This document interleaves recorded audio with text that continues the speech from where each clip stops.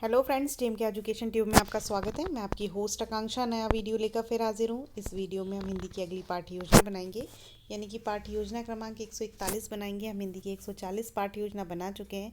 उम्मीद है आप सभी ने उन्हें देखा होगा और पसंद किया होगा। और यदि अभी तक नहीं देखा है, देखना चाहते हैं, तो हमारे चैनल के होम पेज पर जाकर या वीडियो के नीचे जो डिस्क्रिप्शन बॉक्स है उसे खोलकर आप प्रीवियस सारे वीडियो देख सकते हैं। यदि नहीं देख पा रहे हैं तो मुझे कमेंट करके बताइए, मैं कमेंट बॉक्स में आपको उसकी लिंक दे दूँगी, तो आप प्लेलिस्ट खोलकर प्रीवियस सारे वीडियोस देख सकते हैं। यदि हमारे चैनल पे न्यू है, चैनल पे पहली बार आए हैं, तो चैनल को सब्सक्राइब ज़रूर करें, बेल आइकॉन प्रेस करें, जिससे आने वाले सभी वीडियो का नोटिफिकेशन आपको मिले और आप समय पर उसका लाभ ले सकें। तो चलिए शुरू करते हैं अपने टॉपिक पे चर्चा करना, अपनी पाठ्य योजना बनाना है। सबसे पहले आपको डालना होता है क्रमांक, जैसे मैंने डाला है, हमारा है 141। आपका जो भी क्रमांक हो वो डालिए। उसके बाद आप इस तरीके से एक बॉक्स में ब्लैक बोर्ड फिलिंग बनाएंगे, जो कि हम क्लास में जाते हैं तो वहाँ पर भी हमको बनानी होती है। यानी कि हम कॉपी में जैसा लिख रहे हैं वैसा ही हम जब क्लास में प्रेजेंटेशन करेंगे तब भी हमको ये सब लिखना होगा। सबसे पहले आप लिखेंगे छात्र अध्यापिका का नाम। यदि अध्यापक हैं तो लिखेंगे छात्र अध्यापक का नाम, जैसे मैंने अपना नाम लिखा है, अपना नाम लिखना है आपको। फिर आता है विद्यालय का नाम, हमने अपने चैनल का नाम लिखा है। आप जिस भी विद्यालय में प्रैक्टिस टीचिंग के लिए जाएंगे उस विद्यालय का आपको नाम लिखना है। कक्षा हमारी 8 का प्रकरण है, विषय है हमारा हिंदी, उप विषय है पत्र लेखन, यानी हम इसमें पत्र लेखन सिखा रहे हैं बच्चों को। दिनांक, जिस भी दिनांक को आप प्रेजेंटेशन करें, कालखंड जिस भी पीरियड में आप पढ़ाएं, समय जितने भी मिनट का आपका पीरियड लगता हो, 35 या 40 मिनट। आगे बढ़ते हैं। सबसे पहले हम लिखते हैं पाठ्य योजना के अंतर्गत सामान्य उद्देश्य, जो कि होते हैं हमारे टॉपिक से रिलेटेड, विषय से रिलेटेड या टॉपिक से रिलेटेड होते हैं हमारे विशिष्ट उद्देश्य। हमारा जो सामान्य उद्देश्य होते हैं वो होते हैं हमारे विषय से रिलेटेड, यानी कि हम हिंदी विषय क्यों पढ़ा रहे हैं वो सभी हमको सामान्य उद्देश्य में लिखना होता है। हमने पूर्वानुसार इसीलिए लिखा है क्योंकि सभी पाठ्य योजना के लिए एक समान होंगे। आप हमारे टेलीग्राम ग्रुप या फेसबुक पेज, इंस्टा पेज कहीं से भी देखकर लिख सकते हैं, आपको वहाँ पे सामान्य उद्देश्य की पिक मिल जाएगी। फिर आता है विशिष्ट उद्देश्य, जैसा मैंने आपको बताया टॉपिक से रिलेटेड, हम जो टॉपिक है वो बच्चों को क्यों पढ़ा रहे हैं वो हम लिखेंगे विशिष्ट उद्देश्य के अंतर्गत। तो यहाँ पे हमारा विशिष्ट उद्देश्य होगा कि विद्यार्थियों को छुट्टी के लिए प्रार्थना पत्र लिखना सिखाना, यही हमारा विशिष्ट उद्देश्य। उसके बाद आता है सहायक सामग्री। पाठ को आगे बढ़ाने के लिए, रोचक बनाने के लिए, इंटरेस्टिंग बनाने के लिए हम कुछ सामग्री का इस्तेमाल करते हैं, जिसको हम कहते हैं सहायक सामग्री। तो यहाँ पर हम लपेट श्यामपट, जिस पर हम होमवर्क, क्लास वर्क, मूल्यांकन प्रश्न, पुनरावृत्ति प्रश्न कुछ भी लिख कर ले जाने के लिए कर सकते हैं। संकेतक, जिससे हम चार्ट को या लपेट श्यामपट या ब्लैक बोर्ड पर कुछ भी हम लिखा हुआ है तो उसको पॉइंट करके बताने के लिए हम पॉइंटर का यूज़ करते हैं। रंगीन चौक आप शब्दार्थ या कोई डायग्राम बनाने के लिए कर सकते हैं। चार्ट, कोई भी शिक्षण बिंदु के अंतर्गत कोई भी विषय को बहुत अच्छे से समझाने के लिए कई बार हम चित्र का इस्तेमाल करते हैं, तो वो हम चार्ट पर बनाकर ले जा सकते हैं। फिर आता है पूर्व ज्ञान, कि हमारे जो बच्चे हैं वो हमारे टॉपिक के बारे में पहले से क्या जानते हैं। तो पूर्व ज्ञान के अंतर्गत वह पत्र लेखन क्या होता है ये वो जानते हैं, यानी उन्होंने पत्र लिखने के बारे में पहले पढ़ा हुआ है। फिर आता है हमारा प्रस्तावना प्रश्न, जो कि हमारी अगली हेडिंग है। इसके अंतर्गत हम इस तरीके से कॉलम बनाते हैं, जिसमें आप लिखेंगे छात्र अध्यापिका प्रश्न या क्रिया, विद्यार्थी प्रश्न या क्रिया, छात्र अध्यापिका व्यवहार और विद्यार्थी व्यवहार भी इसको टाइटल दे सकते हैं।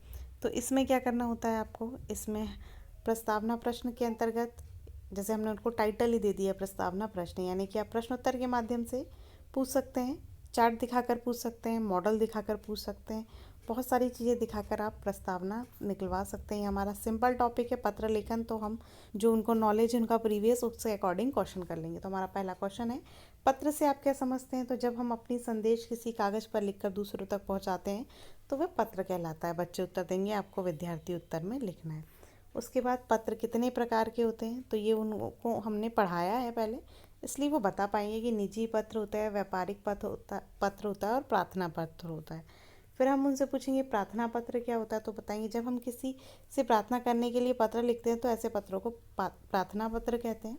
अगला प्रश्न करेंगे, क्या आप प्रार्थना पत्र लिखना जानते हैं? तो बच्चे को लिखना नहीं आता है, वो अभी पत्रों के प्रकार समझते हैं, तो हमको यहीं पे उनको ये सिखाना है।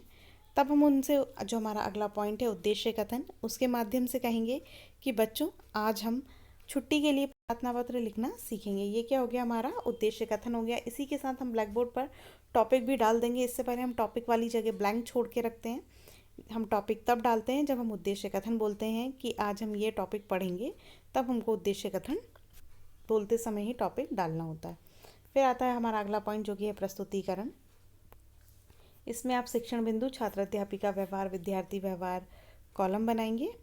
इस तरीके से हमारा पहला शिक्षण बिंदु है।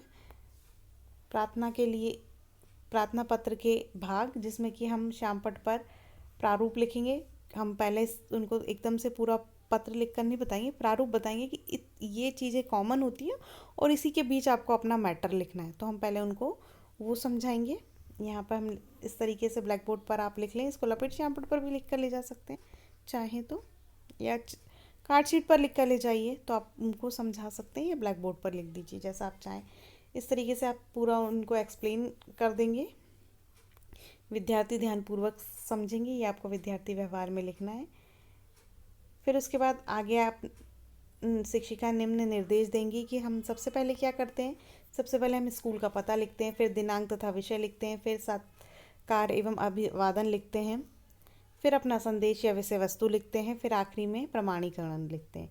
यही सारी चीज़ों के बारे में आप उनको बता देंगे। यहाँ विद्यार्थी क्या करेंगे, ध्यानपूर्वक सुनेंगे और समझेंगे। फिर हम बौद्ध प्रश्न कर लेंगे, यानी हमने जो उनको बताया उससे रिलेटेड हम कुछ क्वेश्चन करते हैं तो वो जाते हैं हमारे बौद्ध प्रश्न। यहाँ पे हम बौद्ध प्रश्न करेंगे कि सबसे पहले पत्र में क्या लिखते हैं, बच्चे बताएंगे कि स्कूल का पता लिखते हैं। फिर हम पूछेंगे आखिर में क्या लिखते हैं, तो प्रमाणीकरण लिखते हैं, ये बच्चे बताएंगे हमको। फिर उसके बाद आता है सेकंड पॉइंट, शिक्षण बिंदु, जिसमें हम जो है वो है प्रार्थना पत्र की विषय वस्तु। अब हम उनको जो हमने डैश डैश करके विषय वस्तु लिखी थी वो सारा फिल करके उनको एक्सप्लेन करेंगे। तो छात्र अध्यापिका श्यामपट्ट पर छुट्टी के लिए प्रार्थना पत्र लिखेंगे। तो सबसे पहले आप संबोधन लिख लेंगे। यहाँ विद्यार्थी व्यवहार में आपको क्या लिखना पड़ेगा कि बच्चे ध्यानपूर्वक देख रहे हैं और फिर बाद में उसको देखकर उतारेंगे। आप स्कूल के बारे में लिख देंगे। फिर दिनांक, विषय, छुट्टी के लिए प्रार्थना पत्र है। फिर यहाँ पे इस तरीके से आप जो हम लिखते हैं, सविनय निवेदन है कि मेरा नाम नेहा है, मैं आपके स्कूल की 8वीं कक्षा की छात्रा हूँ। मुझे कल रात से तेज बुखार है, जिस कारण मैं स्कूल आने में असमर्थ हूँ। कृपया मुझे 2 दिन का अवकाश प्रदान करें। तो ये हो गया हमारा पत्र का मैटर, जो कि हम बच्चों को बताएंगे कि हम यहाँ ये लिखते हैं। फिर धन्यवाद और आपकी आज्ञाकारी शिष्या नेहा, और कक्षा 8B A C जो भी आपको लिखना है वो लिख लें। उसके बाद आता है श्यामपट्ट सारांश या प्रारूप। आपने जो भी श्यामपट्ट पर वर्क किया है आप उसका छोटा सा प्रारूप बनाकर लगाएंगे। यहाँ पर आप एक ब्लैक कार्ड शीट लेंगे, जिसको आप श्यामपट्ट आकार में काट लेंगे, और उस पर जो हमने शुरू में ब्लैक बोर्ड फिलिंग बनाई थी वो सारा लिख देंगे और कुछ शिक्षण बिंदु लिख देंगे। तो जैसे हमने, या फिर आप जो हमने एप्लीकेशन लिखी है वो भी लिख सकते हैं। फिर आता है पुनरावृत्ति, यानी हम टॉपिक को एक बार रिवाइज कराएंगे बच्चों को, देखेंगे उन्होंने कितना सीखा। तो इसमें हम क्या करेंगे, अपने स्कूल के मुख्य अध्यापक जी को सेवा में फ़ीस माफ़ करने के लिए प्रार्थना पत्र लिखिए। हम उनको लिखने के लिए देंगे। इस समय हमें क्या करना है, हम निरीक्षण कार्य कर सकते हैं या पिछले दिन का होमवर्क कर सकते हैं। आपको देखना है, ये जब वो लिखेंगे तो आप फिर उनका चेक भी करना है। तो निरीक्षण करके देखिए कि वो सही लिख रहे हैं कि नहीं। फिर कक्षा में उनसे पढ़वाएं, और उसमें जो भी आपको लगता है कि वो संशोधन की आवश्यकता है तो संशोधन कीजिए। फिर हम देंगे गृह कार्य कि मान लीजिए आपको 2 दिन के लिए इंदौर शादी में जाना है। शादी में जाने के लिए अपने स्कूल के मुख्य अध्यापक जी को प्रार्थना पत्र लिखिए। तो ये हमने दे दिया गृह कार्य। पिछले दिन का होमवर्क भी आपको चेक करना है, और जो आज आप होमवर्क दे रहे हैं वो भी जब आप प्रेजेंटेशन लगातार एक ही कक्षा में करते हैं तो आपको अगले दिन भी ये होमवर्क चेक करना है। तो विशेष ध्यान रखें, सभी आपके लिए नेगेटिव हो सकते हैं यदि आप ये सब नहीं करेंगे तो। फिर आता है टिप्पणी। इसमें जो भी आपका पर्यवेक्षक होगा यहाँ पर आपको टिप्पणी देकर बताएगा कि पाठ का प्रस्तुतिकरण कैसा था, अच्छा था, बुरा था, क्या उनके सुझाव हैं। यानी लेसन प्लान में आपके प्रेजेंटेशन में जो भी गुड पॉइंट्स है वो बता देंगे, बैड पॉइंट बता देंगे और सजेशन बता देंगे। तो सारी टिप्पणी की चीज़ें यहाँ आ जाएंगी। उसके बाद आता है हस्ताक्षर का कॉलम। आपको अपने साइन करना है यहाँ पे, और यहाँ पे आएगा पर्यवेक्षक के साइन। आप चाहें तो यहाँ पे विषय शिक्षक के हस्ताक्षर के कॉलम भी बना सकते हैं, यानी जो भी सब्जेक्ट आपको पढ़ाते हैं, हिंदी जिन्होंने आपको ये पाठ योजना बनाना सिखाया है उनके सिग्नेचर का कॉलम भी आप यहाँ पर बना सकते हैं। यहाँ पे हमारी पाठ योजना कंप्लीट होती है। कैसी लगी कमेंट करके ज़रूर बताएं। अच्छी लगती है लाइक कीजिए, दोस्तों से शेयर कीजिए। यदि अभी तक हमारे चैनल को सब्सक्राइब नहीं किया है तो सब्सक्राइब ज़रूर कर दें। धन्यवाद। जय हिंद।